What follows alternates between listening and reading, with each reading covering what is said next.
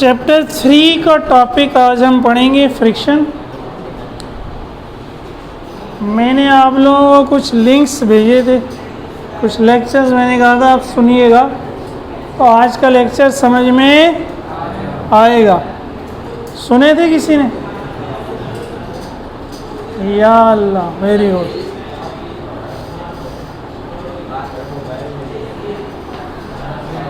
काम ना करने के बहाने हज़ार हैं, काम करना चाहते तो हो सकता था। बहरहाल टेक्नोलॉजी का यूज़ सीखें। वो लेक्चर अगर आप सुन के आते आज आपको बहुत फ़ायदा होता। ठीक है,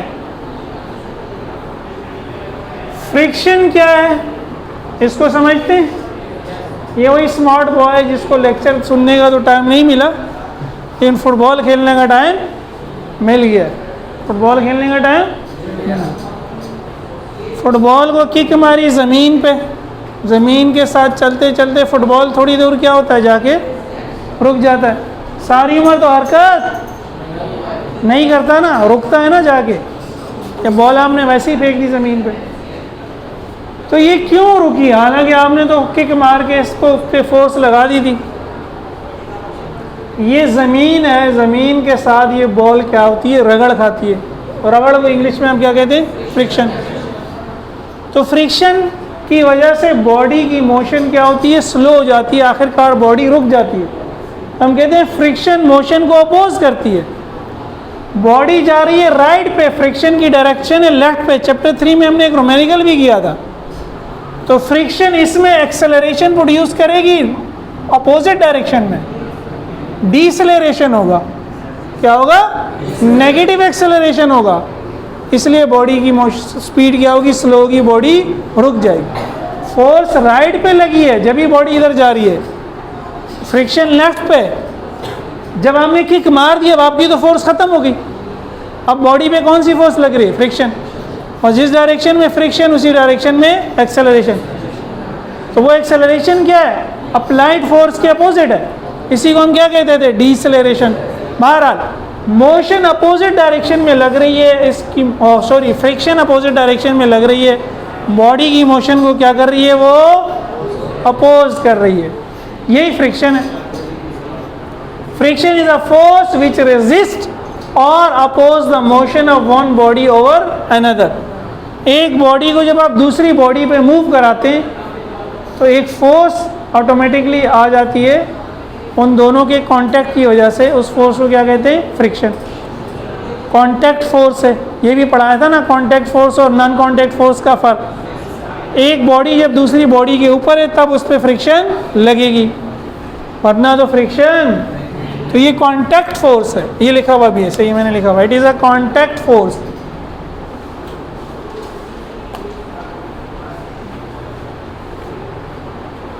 अब ये हमारी डेली लाइफ की ऑब्जर्वेशन है। मैं अगर एक बॉल जो है वो रेत पे फेंक दूं, उसी बॉल को मैं फर्श पे फेंक दूं, आम जो फर्श होता है, और उसी बॉल को मैं मार्बल के फर्श पे फेंक दूं, तो सबसे ज़्यादा दूर वो कहाँ जाएगा? मार्बल के फर्श पे। तो सरफेस चेंज होगी, फ्रिक्शन क्या होगी? चेंज हो जाएगी। बॉल वही है, वो जो मैं फेंक रहा हूँ, उसका मास भी वही है, उसकी शेप भी। इसका मतलब है सरफेस पे भी फ्रिक्शन डिपेंड करती है। इसको हम देखते हैं बाद में। लेकिन बहरहाल जितनी सरफेस स्मूथ होगी, चमकदार होगी, खुरदरी नहीं होगी, कम खुरदरी होगी, उसको क्या कहते हैं? स्मूथ। उर्दू में क्या होता है? स्मूथ, चिकना जिसको आप चलें कहते हैं। तो उसकी फ्रिक्शन क्या होगी? कम होगी। जितनी रफ होगी, जितनी खुरदरी होगी, फ्रिक्शन उतनी ही क्या होगी? ज़्यादा होगी। ऐसा ही है ना? अच्छा, चूँकि ये फोर्स है तो उसकी यूनिट वही होगी जो फोर्स की यूनिट होती है। फोर्स की यूनिट क्या होती है? न्यूटन। कहाँ से आती है? न्यूटन सेकेंड लॉ से, F=m में। मास की जगह 1 किलोग्राम रख दें, एक्सेलरेशन की जगह 1 मीटर पर सेकेंड स्क्वायर रख दें, इसको हम कहते हैं 1 न्यूटन। तो अगर कोई फोर्स 1 किलोग्राम बॉडी में 1 मीटर पर सेकेंड का एक्सेलरेशन प्रोड्यूस करे, वो फोर्स क्या कहलाती है? 1 न्यूटन। 1 को हम नॉर्मली लिखते नहीं है, तो इसका मतलब है न्यूटन क्या है? किलोग्राम मीटर पर सेकेंड स्क्वायर। यहीं से इसकी डायमेंशंस निकल आती है। किलोग्राम की जगह कैपिटल M, जिन्होंने चैप्टर 1 लिया है, जिन्होंने नहीं भी लिया है तो किलोग्राम की जगह कैपिटल M लेते हैं। मीटर की जगह कैपिटल L लेते हैं, सेकंड की जगह कैपिटल T ले लेते हैं, सेकंड का स्क्वायर है तो T का, और अपॉन में टर्म नहीं रहने देते, ऊपर ले जाते हैं। तो फोर्स की डायमेंशन MLT माइनस 2, किसी भी फोर्स की, फ्रिक्शन फोर्स है तो उसकी डायमेंशन भी क्या है, MLT माइनस 2। अब सवाल ये है कि फ्रिक्शन होती क्यों है, फ्रिक्शन होती क्यों है? उसका जवाब ये है, reason friction is due to the roughness of surfaces in contact. Surfaces की जो रफनेस है, नाहमवारपन जो है, खुरदरापन जो है, उनकी वजह से। अगर आप सरफेस बिल्कुल स्मूथ कर दें, दोनों बिल्कुल भी खुरदरी ना हो, फ्रिक्शन खत्म हो जाएगी। फ्रिक्शन खत्म हो जाएगी, आप बॉडी को सिर्फ किक मारेंगे और बॉडी सारी उम्र हरकत करती रहेगी। लेकिन ऐसा प्रैक्टिकली होना मुमकिन, आप कभी भी फ्रिक्शन को ज़ीरो नहीं कर सकते। इसलिए आपको अगर मुसलसल बॉडी को मूव कराना है तो मुसलसल फोर्स लगानी पड़ेगी, ठीक है। तो रफनेस से क्या मुराद है इसमें? हिल्स, हिल्स का मतलब होता है पहाड़ या उभार, और ग्रूव्स, ग्रूव्स का मतलब होता है दंदाने जिसको कह लें, या उतार चढ़ा, उतार और चढ़ाई कह लो, जो भी कह लो यार। तो ये देख लो, ये बुक है, टेबल पे पड़ी हुई है, मैंने इसको जूम किया, माइक्रोस्कोप से बड़ा करके देखा टेबल को और बुक को। तो जहाँ ये टेबल और बुक है, मैंने देखा कि टेबल पे भी इस तरह उभार और उतार और चढ़ाव, उतार चढ़ाव भी ऊपर ही होता है यार, बहरहाल हिल्स और ग्रूव्स हैं, और बुक में भी हिल्स और वो बुक के हिल्स और ग्रूव टेबल के हिल्स और ग्रूव के साथ क्या हो गए, जुड़ गए। जैसे ये मेरी उंगली क्या हो गई है, टाइट जुड़ गई है।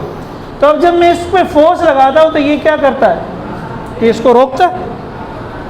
ये तो भाई भाई हो गए ना, पक्के भाई, सगे दोस्त, एक दूसरे से जुड़ गए, एक दूसरे को छोड़ेंगे नहीं। तो रेजिस्टेंस इस वजह से आ रही है, रफनेस की वजह से। ये रफनेस आप ख़त्म कर देंगे तो फ्रिक्शन नहीं होगी, फ्रिक्शन नहीं होगी। समझ में आया? तो रफनेस जितनी ज़्यादा होगी फ्रिक्शन उतनी ज़्यादा होगी, रफनेस जितनी कम होगी फ्रिक्शन उतनी। तो ये सरफेसेस पे डिपेंड करेगा, ठीक है, सरफेसेस पे डिपेंड करेगा कि कैसी सरफेसेस हैं। ये उतार लें फिर आगे देखें।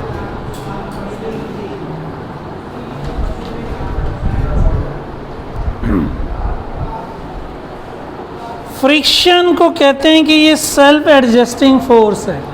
Friction is a self adjusting force. Self का मतलब होता है खुद, एडजस्ट का मतलब होता है वैल्यू तब्दील करना, कम करना या ज़्यादा करना। यहाँ तो ज़्यादा हो रही है। जैसे सेल्फ स्टार्ट होती है ना, मोटरसाइकिलें आजकल चाबी से स्टार्ट हो जाती हैं, किक नहीं लगानी पड़ती है ना, वो क्या कहते हैं, सेल्फ स्टार्ट, ठीक है। ये गुस्सा आ जाए तो सेल्फ कंट्रोल होना चाहिए, हैं?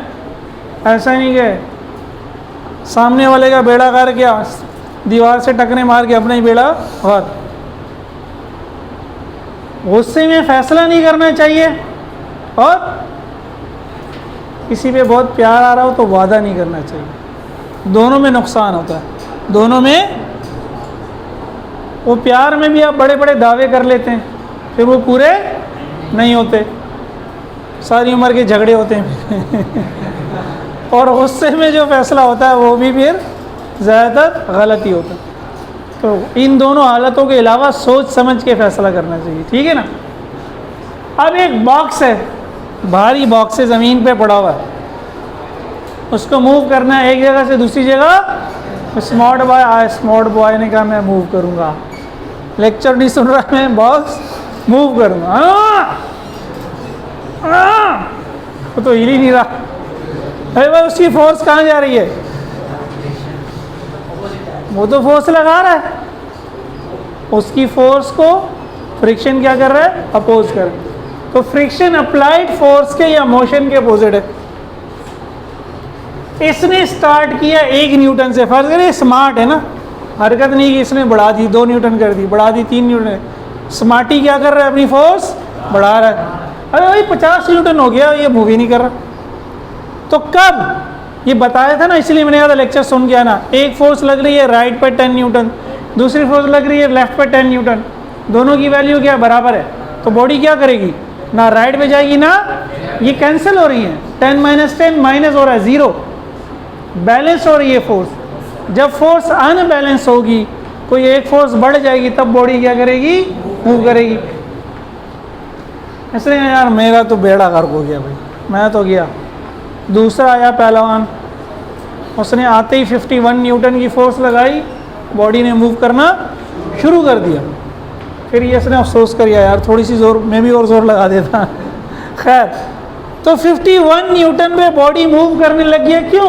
क्योंकि फ्रिक्शन 50 पे आके रुक गई, फ्रिक्शन 51 नहीं हुई, तो फोर्सेस क्या हो गई, अनबैलेंस। बॉडी क्या होगी, अब राइट साइड पे मूव करना शुरू कर देगी। जब F की वैल्यू F से बढ़ जाएगी, यानी अप्लाइड फोर्स की वैल्यू फ्रिक्शन से बढ़ जाएगी। जब अप्लाइड फोर्स की वैल्यू फ्रिक्शन से, तो इस डायरेक्शन में बॉडी में एक्सेलरेशन आ जाएगा, क्योंकि फिर इस डायरेक्शन में इसका मतलब फोर्स लग रही, इस डायरेक्शन में नहीं लग रही। 51 माइनस 50 का मतलब है 1 न्यूटन। अब इस डायरेक्शन में 1 न्यूटन लग रही, इस डायरेक्शन में कुछ भी, जितनी ज़्यादा करोगे उतनी मोशन या एक्सेलरेशन क्या होगा, ज़्यादा होगा। ठीक है, अच्छा, तो फ्रिक्शन सेल्फ एडजस्टिंग तो है, लेकिन एक ख़ास लिमिट तक। किस लिमिट तक? जब तक बॉडी मूव करना शुरू ना कर दे। तो यही लिखा है, when applied force increases friction also increases until body start motion, thus friction is self adjusting force. वो खुद को सेल्फ एडजस्ट कर रही है, अप्लाइड फोर्स बढ़ रही है, फ्रिक्शन भी बढ़। ये क्लियर हो गया सब? तब इसी से समझ ले फ्रिक्शन की टाइप्स हैं। स्टैटिक फ्रिक्शन, जब ये स्मार्टी जोर लगा रहा था और बॉक्स मूव नहीं कर रहा था, तो बॉक्स के दरमियान और नीचे ये टेबल है या फर्श है, ये जो मैंने ब्लू लाइन ड्रॉ की है, इनके दरमियान जो फ्रिक्शन है इसको क्या कहेंगे, स्टैटिक फ्रिक्शन। स्टैटिक का मतलब ये होता है rest. When one body is at rest over another, friction between them is called static friction. Static friction को डिनोट करते हैं Fs से, F for static. Maximum value of static friction is called limiting friction. ये जो maximum value हमारे पास यहाँ आ गई, इसको क्या कहेंगे, और नॉर्मली वैसे तो ये सारी स्टैटिक फ्रिक्शन है, लेकिन नॉर्मली ये जो Fs है इससे हमें वास्ता होता है, क्योंकि इससे हम ज़्यादा फोर्स लगाएंगे तो बॉडी मूव कर जाएगी, इससे कम लगाएंगे तो बॉडी मूव ही नहीं करेगी। ठीक है, तो हमें ये वैल्यू दी होती है कि भाई ये दो सरफेसेस के दरमियान फ्रिक्शन इतनी है, तो हमें क्या करना है, फिर इससे ज़्यादा फोर्स लगानी। काइनेटिक क्या है? When one body is moving over another, जब एक बॉडी दूसरे के ऊपर हरकत करना शुरू कर दे, फिसलना, मूव करना शुरू कर दे, उस वक्त फ्रिक्शन को क्या कहेंगे, काइनेटिक। काइनेटिक एनर्जी भी इसीलिए ना, it is denoted by F के। लेकिन देखिए मैंने क्या बताया था, इसके और इसके दरमियान क्या है, लॉक है। इस लॉक को तोड़ना तो मुश्किल है, लेकिन जब एक दफ़ा ये मूव हो गया, अब ये मूव करते हुए आ रहा है, अब ये इसने इससे टकरा के निकलना है, तो वो लॉक तोड़ना मुश्किल है, टकरा के निकलना मुश्किल है, लॉक तोड़ना मुश्किल है। तो जब एक दफ़ा बॉडी मूव कर जाएगी, फिर उसकी फ्रिक्शन क्या हो जाएगी, कम हो जाएगी। यानी स्टैटिक फ्रिक्शन तो 50 न्यूटन है, हो सकता है जब ये मूव करने लग गई हो तो काइनेटिक फ्रिक्शन हो गई हो 45 न्यूटन, तो 45 Newton is less than 50 Newton. Static 50 थी ना, जैसे ही बॉडी ने मूव करना शुरू किया, फ्रिक्शन की वैल्यू क्या हो गई, कम हो गई। 50 नहीं होगी, 50 से कम होगी, कुछ भी हो सकती है, मैंने तो मिसाल दी है, सही है। तो एग्जाम में अक्सर MCQs आता है, kinetic friction less than static friction है, या स्टैटिक फ्रिक्शन काइनेटिक फ्रिक्शन से ग्रेटर है। ग्रेटर का मतलब है ज़्यादा। अगर 45 50 से कम है तो 50 45 से ज़्यादा। क्लियर है जहाँ तक? चलें ये होता आपने।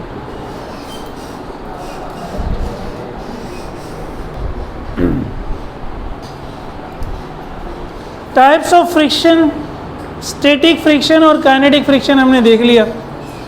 काइनेटिक फ्रिक्शन की फिर मज़ीद दो टाइप्स हैं, sliding friction and rolling friction.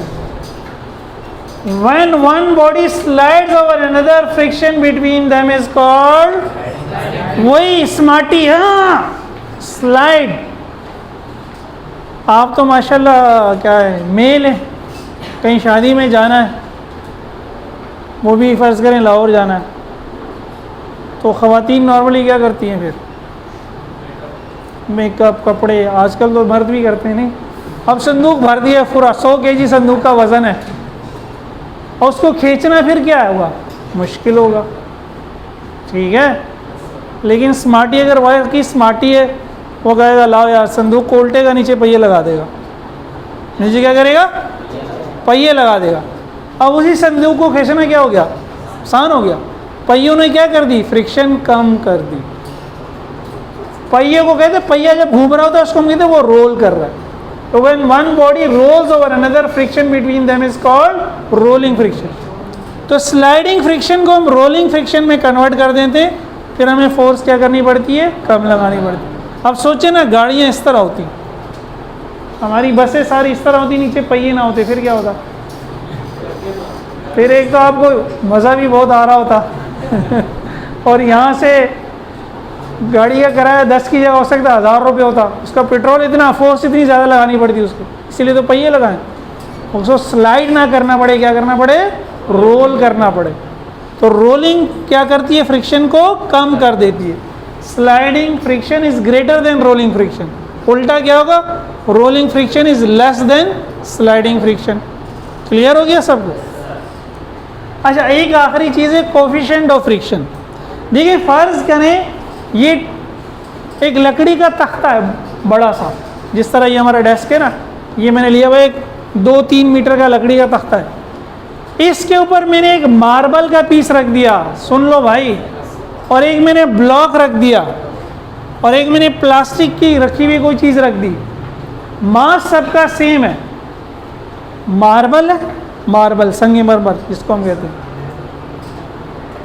और ब्लॉक है जो ब्लॉक बजरी का बना हुआ होता है, और प्लास्टिक का कोई पीस रख दिया, और एक बुक भी रख दी। चलो, सबसे आसान मूवमेंट किस में होगी? मुझे प्लास्टिक में होगी, या हो सकता है मार्बल में हो, बाहर मास सेम है। लेकिन ये हमारी कॉमन सेंस कहती है वो जो ब्लॉक होगा उसमें थोड़ी सी हमें क्या पेश आएगी? मुश्किल। वज़न सबका सेम है, वज़न सबका, फर्ज करें ब्लॉक भी 5 kg का है, मार्बल का पीस भी 5 kg का है, प्लास्टिक का पीस भी 5 kg का है, बुक भी। लेकिन हमारी कॉमन सेंस ये कहती है कि वो बुक पे और ब्लॉक पे हमें फोर्स ज़्यादा लगानी पड़ेगी, और मार्बल पे और प्लास्टिक पे क्यों? क्योंकि मार्बल और प्लास्टिक थोड़े कम रफ होते हैं ना, सही है, जबकि बुक और ब्लॉक जो है वो रफ ज़्यादा होंगे। तो हम बुक को रखेंगे या ब्लॉक को रखेंगे तो फ्रिक्शन बढ़ जाएगी, लेकिन हम मार्बल को रखेंगे या प्लास्टिक को रखेंगे तो फ्रिक्शन। तो सरफेस जब हम चेंज करते हैं सरफेसेस को, तो फ्रिक्शन क्या होती है? चेंज होती है। फ्रिक्शन क्या होती है? अब इसको हम अपनी मैथमेटिक्स में कैसे लेके आए? तो साइंटिस्ट ने ये देखा, साइंटिस्ट ने क्या देखा कि फर्ज करें ये ब्लॉक मैंने रख दिया, ये वही लकड़ी का तख्ता या टेबल है, इसको अगर मैं कोई फोर्स नहीं लगा रहा, तो ये जो ब्लॉक है, ये जो भी ऑब्जेक्ट है, ये टेबल पे कैसे रुका हुआ है? जैसे ये रुका हुआ है पेन, इसको ज़मीन तो खींच रही है डाउनवर्ड वेट से, लेकिन ये क्यों रुका हुआ है? क्योंकि मेरी हाथ इस पर एक फोर्स लगा रही है। वो क्या है? Normal reaction. दोनों इक्वल हैं, अपोजिट है, तो बॉडी ना ऊपर जा रही है ना नीचे। तो W की वैल्यू R के बराबर है जब बॉडी मूव नहीं कर रही, या R बराबर है W या W बराबर है R, ठीक है। अच्छा, अब मैंने फोर्स लगाई, मैंने फोर्स लगाई तो अपोजिट डायरेक्शन में क्या आ गई? फ्रिक्शन आ गई। मैं फोर्स बढ़ाऊंगा तो फ्रिक्शन भी बढ़ेगी जब तक कि बॉडी मूव नहीं कर सकती। साइंटिस्ट ने देखा ये जो फोर्स है ये इस नॉर्मल रिएक्शन पर डिपेंड करती है। कैसे? कैसे उन्होंने ऑब्जर्व किया? मैंने बताया ना, नॉर्मल रिएक्शन वेट के बराबर है। वेट का फॉर्मूला क्या होता है? mg। तो आप कह सकते हैं R क्या है? mg। मैंने मास लिया 1 किलोग्राम का, सही है, मैंने उस पर फोर्स लगाई तो मुझे कम फोर्स लगानी पड़ी। मैंने मास ले लिया 2 किलोग्राम का, मुझे फोर्स थोड़ी ज़्यादा लगानी पड़ी। मैंने मास ले लिया 10 किलोग्राम का, मुझे फोर्स और भी ज़्यादा। मैं मास बढ़ा रहा हूँ तो वेट बढ़ रहा है, वेट बढ़ रहा हूँ तो नॉर्मल रिएक्शन बढ़ रहा है, और नॉर्मल रिएक्शन बढ़ रहा है तो मुझे फोर्स ज़्यादा लगानी पड़ रही है, इसका मतलब फ्रिक्शन बढ़ रही है। फ्रिक्शन एक तरीका तो है। दूसरा तरीका ये भी हो सकता है कि मैं इस मास, इसका मास ना बढ़ाऊँ लेकिन ऊपर से एक फोर्स और लगा दूँ, ऊपर से एक फोर्स, अब मूव करना क्या हो जाएगा, मुश्किल हो जाएगा ना। अगेन आपने फ्रिक्शन बढ़ा दी ना, आपने उसको टाइट जोड़ दिया सरफेस से, तो नीचे अब 2 फोर्सेस हो गई, वेट भी और आपकी फोर्स भी। अब दोनों मिलके किसके बराबर हैं, आर के। तो बहरहाल इन शॉर्ट ये कि जब आर बढ़ता है तो हमें फोर्स ज़्यादा लगानी पड़ती है, जब आर बढ़ता है तो हमें फोर्स ज़्यादा लगानी पड़ती है। इसका क्या मतलब है, फ्रिक्शन बढ़ गई। तो friction is directly proportional to R. Proportionality हटाते हैं, इक्वल लगाते हैं, और कांस्टेंट को यह नाम देते हैं म्यू। म्यू, म्याऊ नहीं, म्यू, MEU, म्यू, म्यू पढ़ते हैं इसको, ठीक है। ये म्यू जो है, ये म्यू बता रहा है जो मैंने आपको शुरू में कहा था। मैंने वो क्या कहा था, अगर ये म्यू नहीं होगा तो F R के बराबर हो जाएगा। और R क्या है, W, और W क्या है, mg। इसका मतलब आप कह रहे हैं कि फ्रिक्शन हमेशा mg होगा। मैंने आपको कहा था 5 किलोग्राम का ब्लॉक ले लो बजरी का, 5 किलोग्राम का ही ब्लॉक ले लो मार्बल का, 5 किलोग्राम का ही समझो एक ब्लॉक ले लो प्लास्टिक का, और 5 किलोग्राम की कोई बुक ले लो। तो अगर आप ये फॉर्मूला निकाल रहे हैं तो आप कह रहे हैं सबकी वैल्यू सेम होगी, क्योंकि मास 5 किलोग्राम है, G 9.8 होता है, तो फ्रिक्शन चेंज नहीं होगी। तो कोई चीज़ मिसिंग है, वो मिसिंग क्या है, म्यू। जब आप वुड पे मार्बल को रखेंगे म्यू की वैल्यू कुछ और होगी, जब आप वुड पे बजरी के ब्लॉक को रखेंगे म्यू की वैल्यू कुछ और होगी, जब आप वुड पे बुक को रखेंगे म्यू की वैल्यू कुछ और होगी, जब आप वुड पे प्लास्टिक को रखेंगे तो म्यू की वैल्यू कुछ। तो ये म्यू सरफेसेस की बता रही है नेचर को। तो इसका मतलब है फ्रिक्शन 2 चीज़ों पे डिपेंड करती है, हमारी नॉर्मल रिएक्शन पे और सरफेसेस पे। वो सरफेसेस के बारे में हमें इंफॉर्मेशन कौन देगा, म्यू। तो म्यू की एक टेबल बना हुआ होगा कि वुड के ऊपर वुड है तो म्यू ये है, वुड के ऊपर प्लास्टिक है तो म्यू ये है। समझ गए? कल इंशाल्लाह मज़ीद आगे पढ़ेंगे।